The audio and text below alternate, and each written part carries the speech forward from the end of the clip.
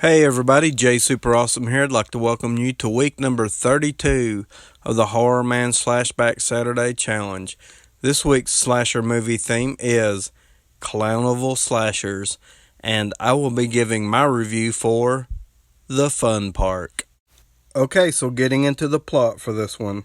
Nearly 30 years ago in rural Oklahoma, Bobo, the insult clown, was bludgeoned to death while locking up for the night at a family fun park. This murder and the resulting bad publicity led to the closure of the amusement park, but the legend of the demented, murderous ghost clown has since grown into legendary stature. In the summer of 2006, a group of high school graduates from Wilson Creek set off to disprove the legend of Bobo the Clown and the haunted fun park. Unfortunately for these adventurers, only one survived to tell the tale presented in this terrifying film. Find out for yourself what truly happened in this frightening look at an urban legend come true. Okay, so getting into my thoughts for this one. With this week's SlashBack Challenge theme being Clownival Slashers, we had a very simple set of stipulations to follow. Of course, the movie had to be a slasher movie, but it needed to feature a clown or amusement park. So I'm happy to be able to review the fun park because it features both a killer clown and amusement park. So the first thing that I wanted to mention about the fun park is that I really got the vibe that this was influenced by the Texas Chainsaw Massacre, and I feel this way for two reasons. The first being we get an opening sequence at the beginning of the movie where we have a female who is giving a narration to these tragic events that's happened at this closed down theme park. It's very reminiscent of the opening narration that was done in the Texas Chainsaw Massacre. The biggest issue I have with this movie is that it is paced incredibly slow. Also, it is jumping around in time a lot, so you really have to pay attention to know where you are in the story. We do find out right away that there was one female survivor that was among the group of teens that went to the closed down amusement park. I'm not really a big fan of movies that are set up in this way because knowing who's going to survive already cuts out all the suspense you could have built with the rest of the characters. You already know that they're going to die, so you're just kind of waiting around and wondering how and when it's going to happen. It cuts away all the mystery that they could have built up. I'm not really a big fan of that kind of setup for a movie, and especially with one that is moving along this slow. Also, there seems to be a lot of disbelief surrounding her surviving character. Nobody really seems to believe her story, and nobody wants to believe that Bobo the Clown survived the beating he took years ago and is still stalking around the amusement park, murdering people. Nobody just wants to believe her story. So the storyline of the movie is taking place in real time. They are investigating her story, and then we bounce back to the actual events that took place. So this is a movie that demands your full attention, or you could potentially be lost pretty early on in the storyline. Unfortunately for me, there wasn't enough of anything entertaining going on, and I found it to be a struggle just to make it through the entire movie. I'm sure this movie had a pretty low budget to work with, but I'm going to have to say on a positive note, I really liked the look of the movie. I thought it was shot and filmed very well, and it does have a hint of a gritty look to it, so I really enjoyed that about the movie. And as far as the acting goes, I thought overall the acting was pretty decent. Of course, no award-winning performances or anything, but overall, I thought the actors done a pretty decent job. Okay, so now I'm going to talk about the cast of characters we have in the fun part. This is a little bit more difficult to do this time around considering the story's jumping around with different timelines. So I'm going to discuss the final girl and her friends first, and then I'll move on to the other characters.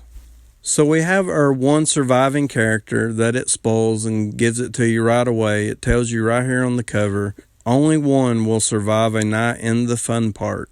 So she is your typical likable, nice girl. So your typical final girl type character.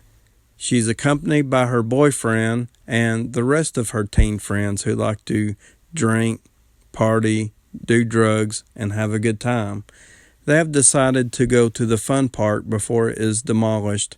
They want to hang out one last time and reminisce and party and have a good time, and then they are going to hit the road and go on a road trip.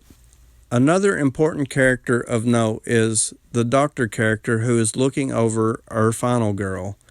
And she has a lot going on, and at times I just wondered what in the hell she actually was in this story. So she's a doctor, she is a therapist, and she is getting out there and doing the legwork, trying to prove her patient's story to be correct. So a lot going on with this one character, and just really a mixed bag of a lot of things going on. She has her own storyline that's taking place within all this other stuff going on. So she has her own subplot. It doesn't really go into it a whole lot, but she does have sort of her own psychological issues. A definite mixed bag of a character. And overall, all the characters in this movie, we don't really spend a lot of time with any one character to really be able to connect with any of them. So I consider every character to be in this movie a throwaway character. Okay, so now I'm going to talk about the most important part of a slasher movie, that is the killer and the kills. Just like our final girl in this movie, the killer storyline is jumping around all over the place. Some of it I find to be neat and interesting, and some of it I kind of feel like it's just unrealistic and wouldn't happen. It starts off, we learn about his childhood where he lives with his mother, who makes him wear clown makeup and makes him dance around all day. Eventually, she gets committed and locked away, and then he moves from home to home until he becomes an adult. Then eventually he murders somebody, and he's locked away himself, to only later on escape and get a job at the local fun park, where he becomes known as the insult clown. This is the part of his storyline that don't make really a whole lot of sense to me, because there is no employer that is going to pay a worker to insult the paying customers. That's just not a thing, and it would never happen. But he becomes known as the insult clown, and later on one night the theme park is closing down, and he is beat to death by some of those paying customers. Only to later on we find out that he survived the beating, and now he is taking out his vengeance on this group of characters that have trespassed into the fun park. The one section of the movie that we do get to spend with the killer was definitely the most entertaining part of the movie, as it should be. At this point, our killer is in his 50s. He's around 55 or 56, as it is explained. He is no longer the insult clown, so we don't get any funny one-liners or no insulting the victims or anything like that. That would have been pretty cool, but we don't get that. At this point, he is more of a mute, and he stalks his victims slowly and methodically. Once he captures them, he binds them to a chair, and he will paint their faces up as clowns. And then when he chooses his victims, he will peel off the skin of the face, and sometimes he wears the skin. So that is it in terms of kills. We do get a scene where he's using a meat cleaver, and there's a lot of people getting hit with baseball bats in this movie. So that's pretty much it in terms of the violence and the gore. Not really a whole lot of gore, and the effect work on the makeup of the skin peeling was not really all that great in my opinion. Overall, this is not a movie I'm really going to be able to recommend. I do hope you have enjoyed this review, as it's probably been the most difficult review I have tried to do for a movie on my channel so far. It's just a really hard one for me to talk about. I'm going to give this movie a 5 out of 10, and I'm only going to recommend it if you're a clown fanatic and you have to have all the clown movies out there. Otherwise, I would say stay clear of this one. Please like, subscribe, comment below. Let me know if you have seen the fun park, and let me know what you think about my video. And I would like to thank you all for watching.